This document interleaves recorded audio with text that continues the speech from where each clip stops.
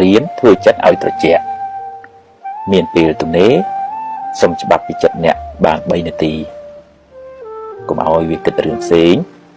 ប្រមូលអារម្មណ៍ប្រមូលចិត្តឲ្យមកនៅក្នុងរូបកាយអ្នកបិទភ្នែកហើយផ្ដើមចិត្តស្រឡាញ់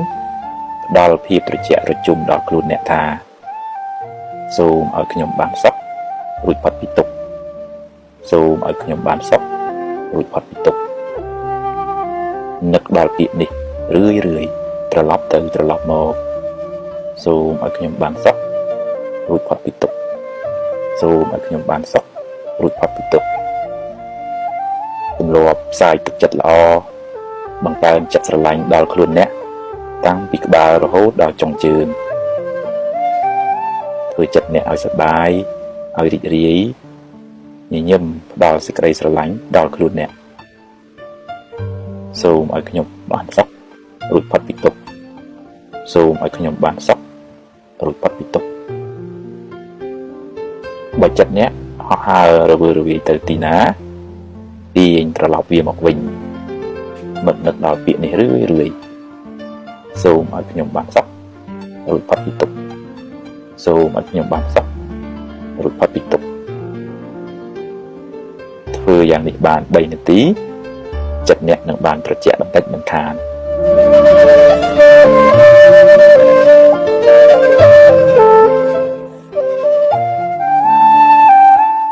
រឹងមាំ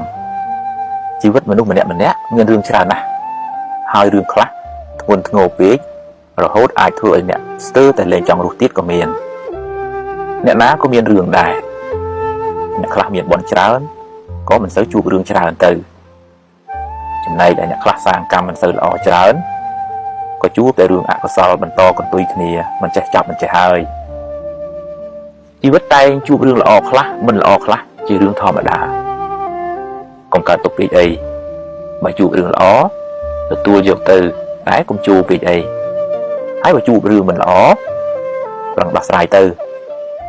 បើដោះបានប៉ុណ្ណាក៏យកប៉ុណ្ណឹងទៅ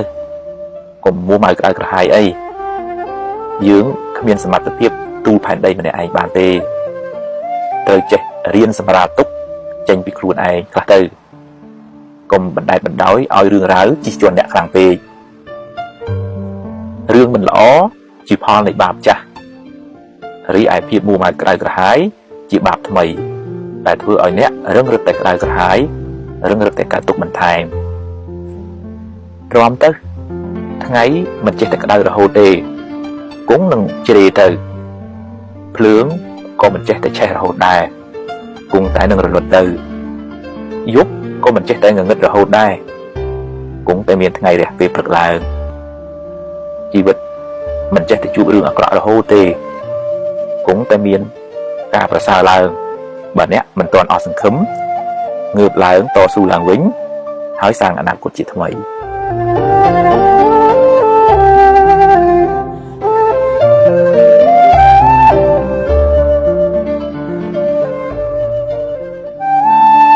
រវល់អ្នកណាក៏រវល់ដែររវល់រកទ្រព្យរវល់បំពេញកិច្ចការងាររវល់រឿងគ្រួសាររវល់នោះរវល់សឹងតែរកថ្ងៃស្លាប់មិនបានផងពេលខ្លះសម្ពាធការងារច្រើនពេកគិតច្រើនពេកកាយក៏ហត់ចិត្តក៏ហត់យូរទៅជាស្មុគស្មាញចិត្តរកសុខមិនសូវឃើញឡើយការងារចាំបាច់ត្រូវតែធ្វើតែក៏ត្រូវតែរៀនអប់រំចិត្តជាមួយផង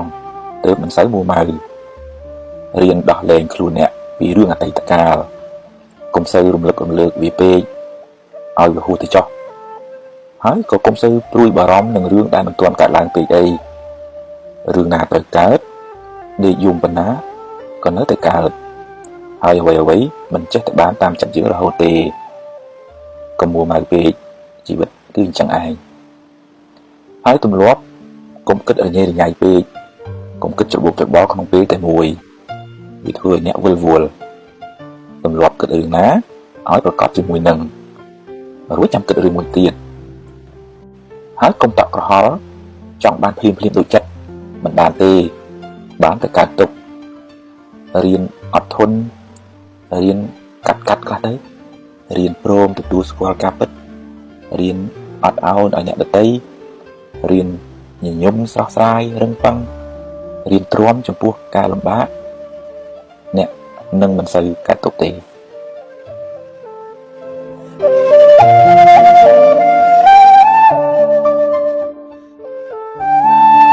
រវល់អ្នកណាក៏រវល់ដែររវល់រកទ្រព្យរវល់បំពេញកិច្ចការងាររវល់រឿងគ្រួសាររវល់នោះរវល់សឹងតែរកថ្ងៃស្លាប់មិនបានផងពេលខ្លះសម្ពាធការងារច្រើនពេកគិតច្រើនពេកកាយក៏ហត់ចិត្តក៏ហត់យូរទៅជាស្មុគស្មាញចិត្តរកសុខមិនសូវឃើញឡើយការងារចាំបាច់ត្រូវតែធ្វើតែក៏ត្រូវតែរៀនអប់រំចិត្តជាមួយផងទើបមិនសូវមួម៉ៅរៀនដោះលែងខ្លួនអ្នកពីរឿងអតីតកាលកុំសូវរំលឹករំលើកវាពេកឲ្យវាហួសទៅចោះហើយក៏កុំសូវព្រួយបារម្ភនឹងរឿងដែលមិនទាន់កើតឡើងពេកអីរឿងណាត្រូវកើតដេកយំប៉ុណ្ណាក៏នៅតែកើតហើយអ្វីមិនចេះតែបានតាមចិត្តយើងរហូតទេកុំមួម៉ៅពេកជីវិតគឺអញ្ចឹងឯងហើយទម្លាប់កុំគិតរញ៉េរញ៉ៃពេកកុំគិតច្របូកច្របល់ក្នុងពេលតែមួយវាធ្វើឲ្យអ្នកវិលវល់ទម្លាប់គិតរឿងណាឲ្យប្រកបជាមួយនឹងរួចចាំគិតរឿងមួយទៀតហើយកុំតក់ក្រហល់ចង់បានភ្លាមដូចចិត្តមិនបានទេបានតែកើតទុករៀនអត់ធន់រៀនកាត់ខ្លះទៅរៀនព្រមទទួលស្គាល់ការពិតរៀនអត់ឱនឲ្យអ្នកដទៃរៀនញញឹមស្រស់ស្រាយរឹងប៉ឹងរៀនទ្រាំចំពោះការលំបាកអ្នកនឹងមិនសូវកើតទុកទេ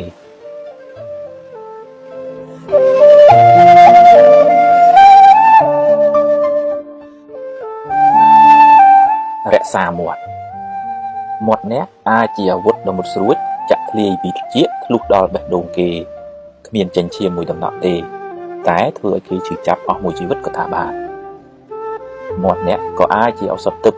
ធ្វើឲ្យអ្នកកំពុងតែមានទុក្ខកង្វល់បានធូរស្បើយវិញក៏ថាបានដែរមុននឹងនិយាយទម្លាប់ឆែកមើលបេះដូងអ្នកជាមុនសិនថាតើនិយាយដោយកំហឹងដោយចំណែនដោយបំណងចង់ឌឺដងឲ្យគេឈឺចាប់ឬដោយចេតនាល្អចង់ឲ្យគេបានប្រយោជន៍បើមានចេតនាល្អហើយនិយាយចុះហើយកុំនិយាយច្រើនពេកម្យ៉ាងទៀតត្រូវចេះរកពាក្យសម្ដីណាពីរោះពិសាមកនិយាយផងកុំអាងថាខ្លួនឯងធំខ្លួនឯងជាមេឬក៏កុំអាងថាត្រូវហើយចេះតែលះទៅក៏មិនល្អដែរពេលខ្លះទោះបីយើងនិយាយត្រូវក៏ដោយតែនិយាយទាំងកំហឹងក៏មិនសូវបានទទួលផលល្អដែរបើខឹងកុំអាននិយាយចាំបាត់ខឹងសិននិយាយក៏មិនទាន់ហួសពេលដែររនាបបាក់យករនាបជួសសម្ដីហួសរកអ្វីមកជួសពុំបានឡើយកុំទម្លាប់និយាយកាត់គេកុំកាត់ស្មានកុំព្រាវចាំច្បាស់សិនចាំនិយាយបើមិនដូច្នោះទេសម្ដីអ្នកនឹងคล้ายជាសម្ដីស្រូវស្រាលគ្មានន័យខ្លឹមសារចាញ់សម្លេងបាក់សាបាក់សៃយំមិនខាន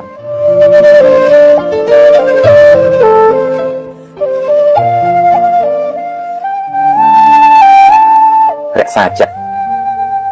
អ្នកហោះហើរទៅណាអ្នកត្រូវតាមដានចិត្តអ្នកជាប្រចាំបើចិត្តខឹងក៏ដឹងតែចិត្តកំពុងខឹង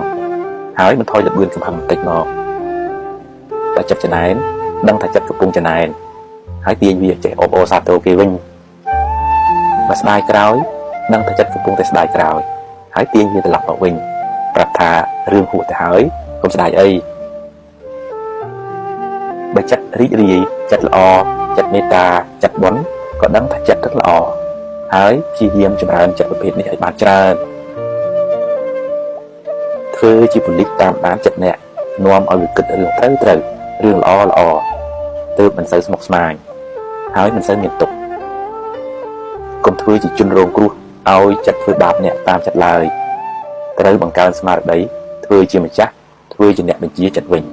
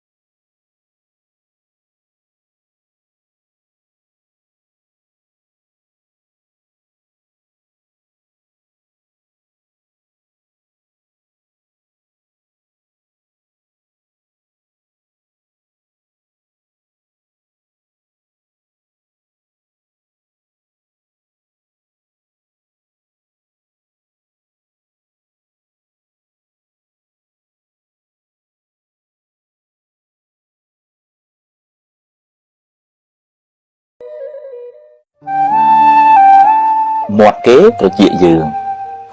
គេមានសិទ្ធិនិយាយ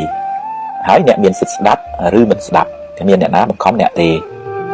អ្នកមិនអាចទប់មាត់គេបានទេតែអ្នកអាចទប់ត្រជាអ្នកបានបើអ្នកគិតថាវាគ្មានប្រយោជន៍គ្មានតម្លៃសម្រាប់ខួរក្បាលអ្នកគិតមេរោគអាចឆ្លងចូលចិត្តអ្នកតាមទ្វារត្រជាបើអ្នកចេះតែយកពាក្យពេចន៍ទិដងគេមកគិតហើយដេកក្តៅក្រហាយ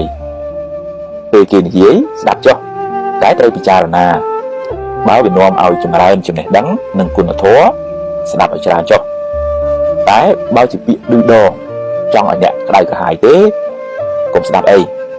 ហើយបើជ្រុលជាស្ដាប់ទៅហើយឆាប់ភ្លេចទៅទុកខួរក្បាលអ្នកគិតរឿងណាមានប្រយោជន៍វិញយកពាក្យពេចន៍ឌឺដងគេច្រើនមកទុកក្នុងខួរក្បាលអ្នកនឹងសម្បូរមេរោគហើយមិនសូវបានសុខទេបើជាពាក្យដាស់តឿនចង់ឲ្យអ្នកបានល្អអរគុណជាទៅតែបើគេឌឺដងឲ្យអ្នកក្តៅទេកុំក្តៅតាមគេអីកុំផ្ញើសេចក្តីសុខនៅលើបបោមាត់អ្នកដទៃឡើយ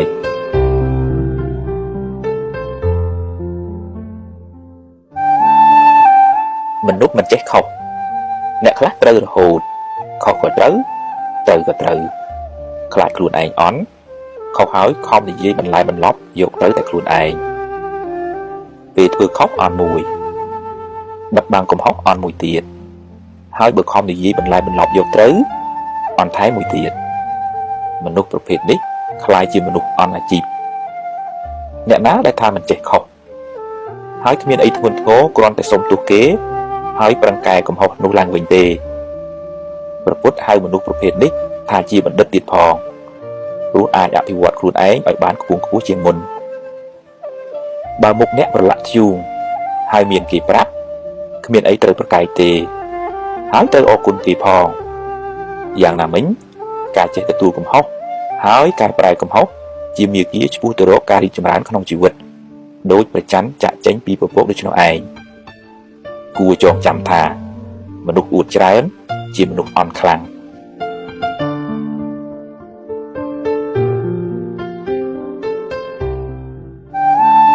ភ្លើងក្រៅភ្លើងក្នុងពេលគេបោះភ្លើងឲ្យអ្នកបើអ្នកចង់ក្តៅទទួលយកចុះតែបើមិនចង់ក្តៅទេកុំយកអីឲ្យគេយកទៅវិញចុះឬបោះចោលទៅបើគេនិយាយឌឺដងចង់ឲ្យអ្នកក្តៅហើយស្រាប់តែអ្នកក្តៅតាមពាក្យគេមែនមានន័យថាអ្នកធ្វើតាមបំណងសត្រូវអ្នកហើយអ្នកទទួលយកភ្លើងហើយអ្នកក្តៅហើយគេនឹងសប្បាយចិត្តពេលឃើញអ្នកក្តៅអ្នកត្រូវរៀនធ្វើជាមនុស្សទឹកត្រជាក់ពីខាងក្នុងមកបើគេចង់ដុតឲ្យអ្នកក្តៅប្រាប់គេថាយកទៅវិញចុះយើងមិនត្រូវការភ្លើងទេគេនឹងរែកពុនភ្លើងនោះត្រឡប់ទៅវិញគេខឹងគេអាក្រក់ហើយបើអ្នកខឹងគេវិញអ្នកក៏អាក្រក់ដែរទាំងពីរអ្នកមិនសូវខុសគ្នាប៉ុន្មានទេកំហឹងបានដុតបំផ្លាញចិត្តគេឲ្យក្តៅរស់រាលដូចដេកអោបភ្លើងហើយគេចង់យកភ្លើងនោះមកសាចដាក់អ្នកដែរតែអ្នកកុំទៅល្ងងអីគ្មានរឿងអីត្រូវទទួលយកភ្លើងនោះទេឲ្យគេយកទៅវិញចុះឬបោះចោលទៅអ្នកមានតែចិត្តអាណិតអ្នកដេកអោបភ្លើងនោះទៅវិញទេអាណិតណាស់ព្រោះក្តៅអើយសែនក្តៅ